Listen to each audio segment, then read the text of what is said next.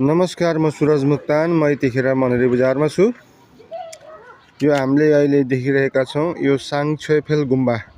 यो तामाङहरुको हाम्रो तामाङ समुदायको गुम्बा रहेको छ। त्यो भित्र बुद्धको मूर्ति, भगवानको मूर्ति, प्रतिक्षालय हैन, टोयलेट, बाथरुम, पानी सबै व्यवस्थित छ भने यो जुन गेटमा छ यो भित्र चाहिँ बुद्ध शान्ति हरित पार्क हो। हेर्नुस्,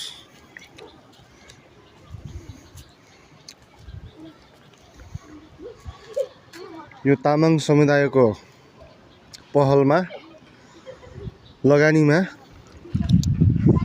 श्रमदान गरेर यो जंगल थियो पहिला, अहिले यो यतिको भवनहरु हैन, यतिको चाहिँ डेकोरेसन गरेको छ। अब यो पुरै जाली तारबार जालीदेखि लिएर यहाँको भवन निर्माणहरु, प्रतिक्षालयहरु हैन, त्यहाँ माथि जुन स्टेज देखिरहेको छ याङला लोसार धिम नामकरण गरेको छ। यता प्रतिक्षालयहरु छ, त्यहाँ माथि जनजाति संग्रहालयहरु बन्ने क्रम जारी छ। एकदम हरियाली, एकदम हरियाली।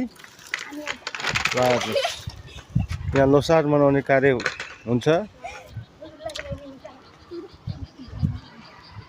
यहाँ बिहान मर्निङ वाक पनि हुन्छ, दिउँसो खुल्ला रहन्छ यो गेट।